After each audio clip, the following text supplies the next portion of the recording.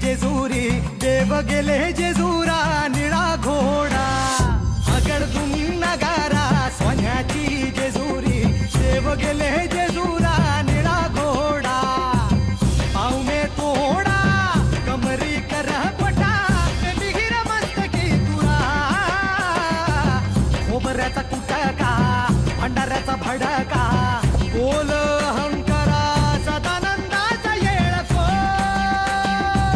सदानंदाचा येळको जय देवा जय देवा जय देवा जय देवा जय देवा जय शिव मातंडा जय देवा जय देवा जय देवा जय देवा जय देवा जय शिव मातंडा हरिवर्धना मल्हारी तुझी प्रचंडा जय देवा जय देवा जय देवा जय देवा जय देवा जय शिव मातंडा हरिवर्धना मल्हारी तुझी प्रचंडा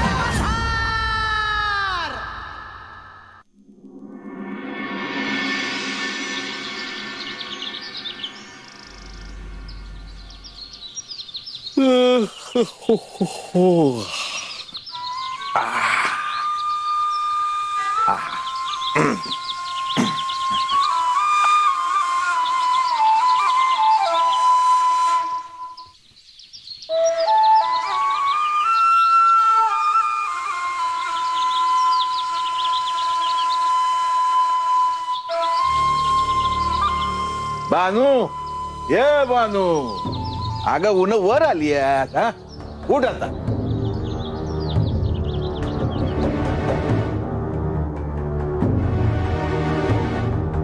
अजून कशी उठली नाही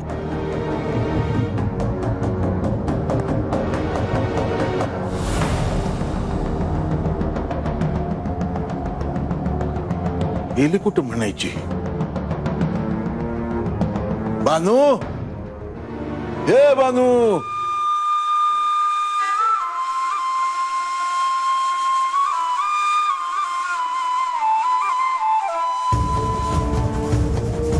सकाळच्याला गेली कुठं म्हणायची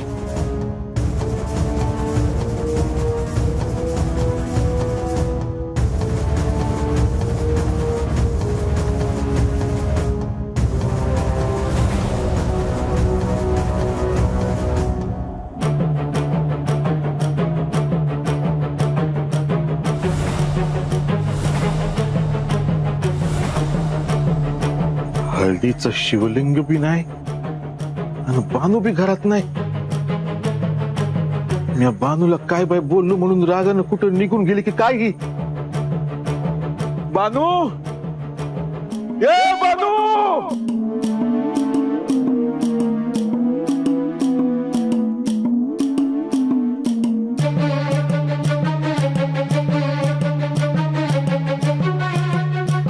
राम राम राम राम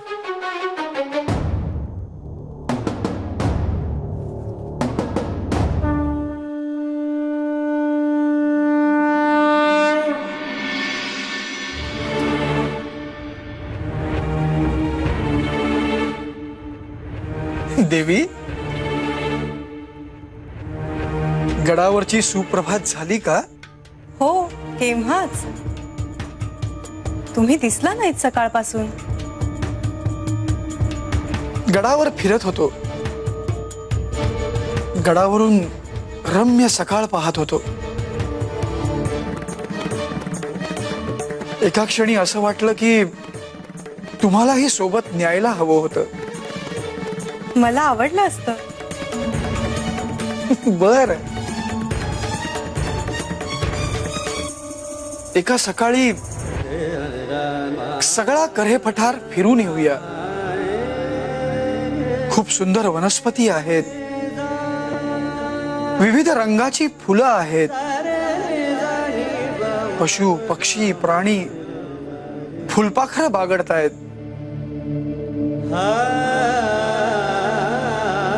एकदा फिरून येऊयाच. परंतु आज अचानक तुम्हाला असं का वाटलं? असंच. कुठलीही गोष्ट उगाच घडत नाही. काहीतरी कारण हे असतंच. आज पहाटे खंडेराय दिसले म्हणून भेटलो त्यांना. खूप अस्वस्थ वाटले. त्यांच्याशी बोलल्यावर पुन्हा जाणवलं की आपलं ज्यांच्यावर प्रेम असतं त्यांचं आपल्यासाठी काय महत्व असतं आणि का कोणाच ठाऊक असं वाटलं की सगळं सोडून थेट तुमच्याकडे यावं, तुमच्या सोबत राहावं.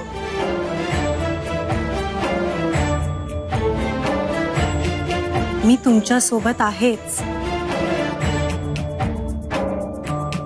हे पद्मा येई, हे कमला येई, हे मंगला येई, हे आनंदा येई, हे सर्वा येई, हे अंबा येई. अहो हो, आपण विष्णू लोकात नाही आहोत.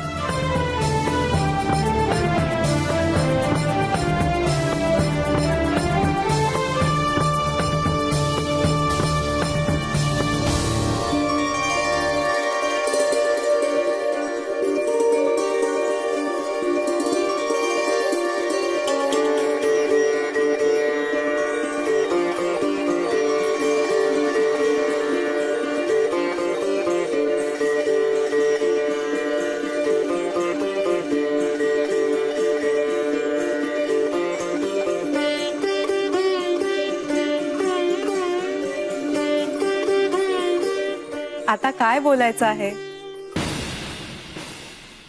आपण जे दायित्व घेतलं आहे त्याविषयी. आता मला खऱ्या अर्थाने त्यासाठी तयार असायला हवं. असं काय घडलंय? बाणाई तपश्चर्येसाठी घर सोडून गेली आहे.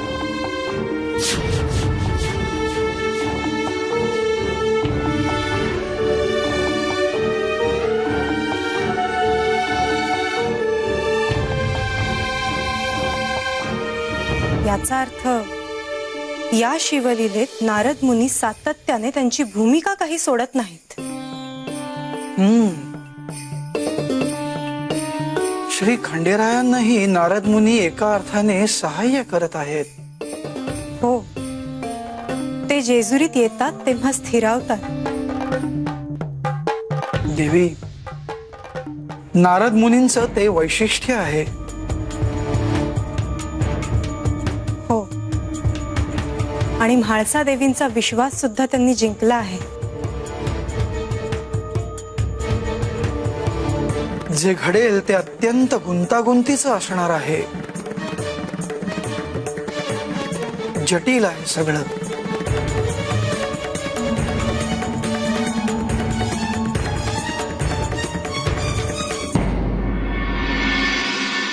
आजा आणि सकाळच्याला वस्ती व आजा काय रे आजा हे. सकाळच्यालाच बाहेर पडलास ते अगं बरं झालं तू भेटलीस ते. अगं बानू घरात नाही बघ. काय अगं होय हे. अगं घरात हुडकली, हात वस्तीवर हुडकली, कुठं मी गावली नाही बघ. आता कुठं गेली असेल ती? आता कुठं शोधू मी तिला? आजा आता अजून काय बी बोलाय ना ग. बघ लोक आहेत ती आजूबाजूला. आपण आजीकडे जाऊ, तिथं असेल बानू, विचारून तर पाहू. चल.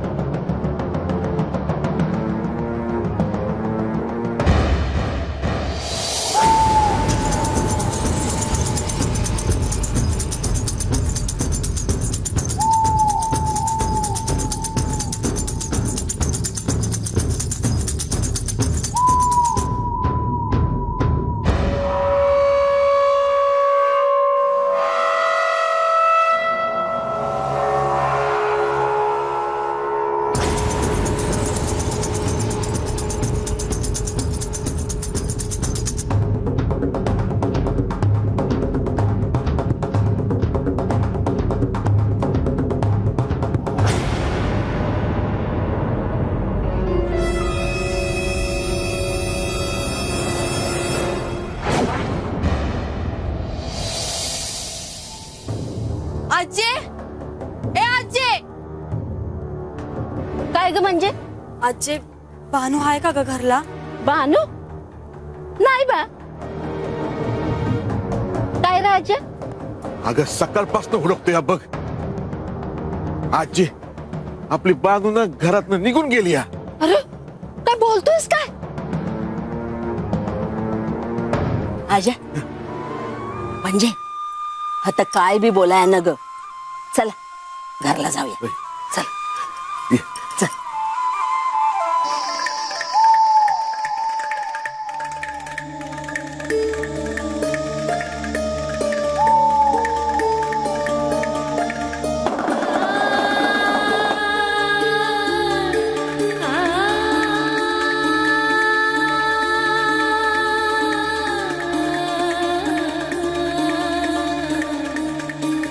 मी या बानूला काय बाय बोललो म्हणून बानून काय बरं वाईट करून घेतलं नसेल ना.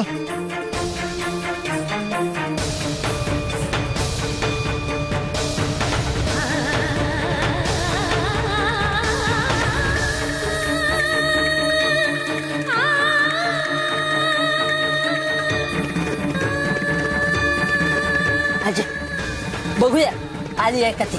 ए, आजी हे बघ ना काय शिवलिंग बी नाही. अरे देवा.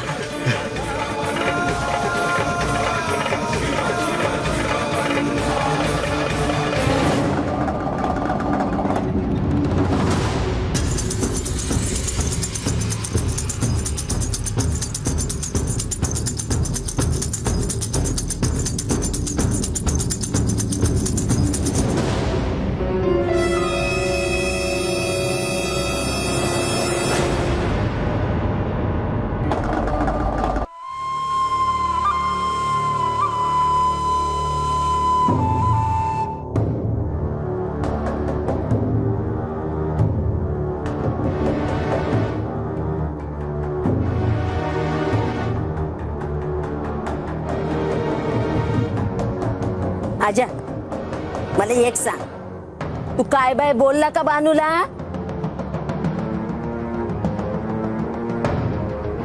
हे आजी मी तिला काय बाय कशाला बोलीन ग. अगं माझी पोर आहे ती. वय नाही तर उगा घर सोडून गेली नसती. तूच काय बाय बोलला असल. आजा मी तुला सांगितलं होतं की बानू मला काय बाई विचारती हाय म्हणून. ती रानात परा आतल्या अंगाला जाऊन आली, पर तू तिला विचारलंच नाही ना असं का केलं म्हणून. आता हे म्हणजे अगं मी विचारलं तिला, तिने कुठं काय सांगितलं मला. उगा म्हणले का म्या ती तुला घाबरती म्हणून. आता तुला एक सांगते बघ, बानू मला म्हणली होती मला आज्याशी बोलायचं हाय, पण कसं बोलावं तेच कळना झालंय तिला. कधी आता काय उपयोग, बानू तर गेली घर सोडून.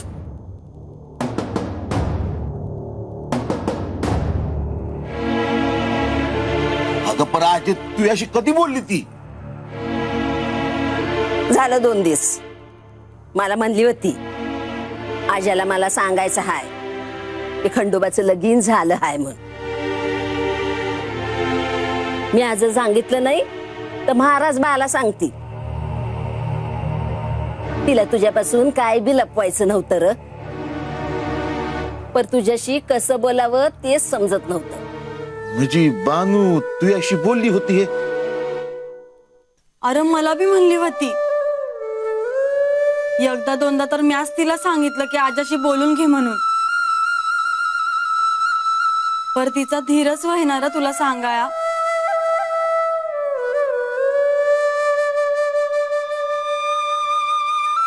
म्हणजे मला सोडून तुम्हाला हे समज सांगितलं तिनं. मला का नाही बोलली हे. तुला घाबरून र आज्या. तिला ठाव होत, तुला जर ठाव झालं असतं की खंडोबाचं लगीन झालं हाय तर तू बानू आणि खंडोबाचा इशेच काढला नसता. आज्या मला एक खरं खरं सांग, कालच्याला तू बानूला काय वंगाळ बोलला वय? हे आजी कालच्याला नाही, आज पहाट पहाट तांबड फुटायच्या आत. म्हणजे आणि काय बोलला बानूला? तांबड फुटायच्या आत महाराज आले होते घरला. त्यांनीच मला सांगितलं की खंडोबाचं लगीन झालं आहे म्हणून.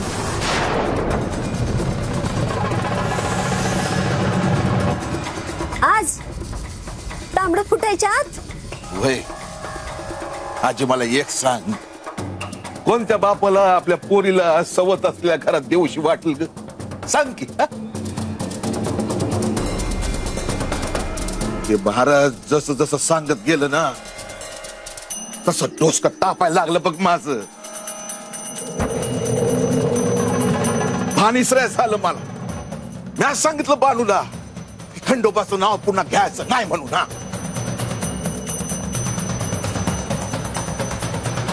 हेच तू हे असं बोलला आणि बानू घरनं निघून गेली. नुसतीच नाही राजा, हळदीचं शिवलिंग बी घेऊन गेली.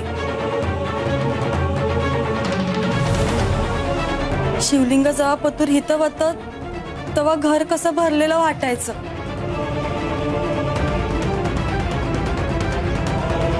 आता बानू बी नाही आणि हळदीचं शिवलिंग बी नाही. घर पार रिकामा वाटतंय. हे म्हणजे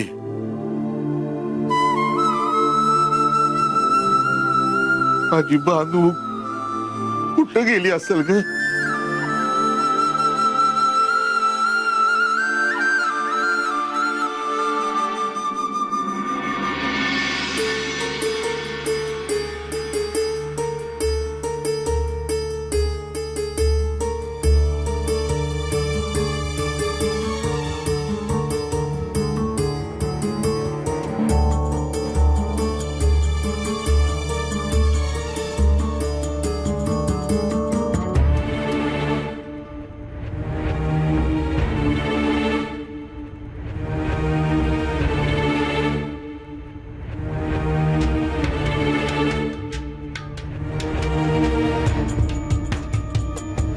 काय झालं?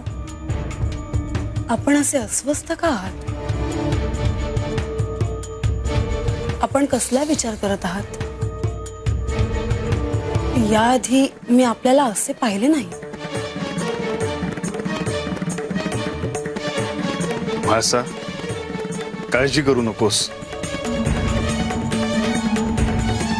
असं कसं? आपल्याला जर काही चिंता असेल तर ती मला कळायला नको. आपल्याला जर काही चिंता असेल तर ती मला कळायला नको.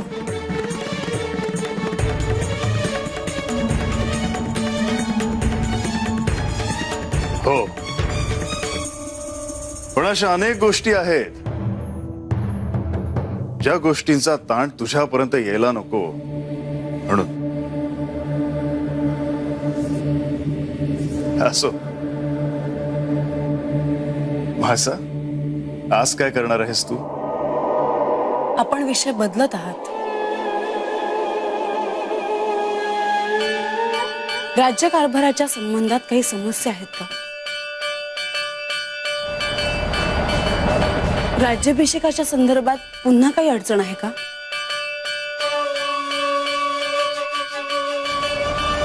नाही म्हाळसा, असं काही नाही. मग माझ्याकडून काही चुकलं का? म्हाळसा, खरंच असं काही नाही. मग तुमच्या ह्या वागण्याचं कारण मला कळायलाच काहीतरी कारण असणारच ना.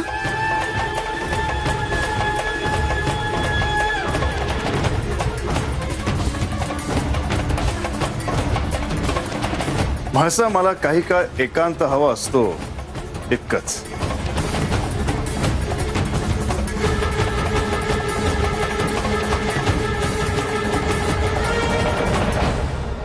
आपण माझ्यापासून काही लपवत नाही आहात ना. म्हाळसा, माझे अस्वस्थ होण्याचे काहीतरी कारण आहे, पण ते तुला सांगून त्यातून काही साध्य होईल असे मला नाही वाटत.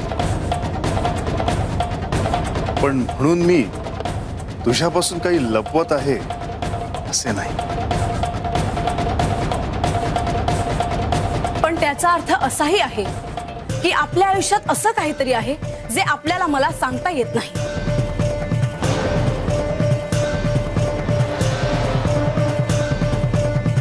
हो महासा, अशा काही गोष्टी आहेत ज्या मी तुला नाही सांगू शकत, कारण त्याचा अर्थ तू तुझ्या पद्धतीने लावशील, त्यात तुझी चूक नसेलच.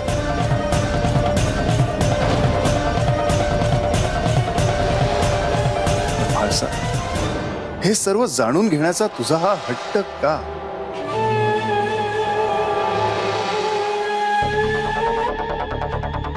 मला जो संशय वाटतो आहे तो खरा ठरतो की काय? ही तीच तर मुलगी नव्हे जिला हे भेटायला गेले होते. हे तिचाच विचार करत असणार, कारण तीच गोष्ट आहे जी यांना सांगता येत नाही.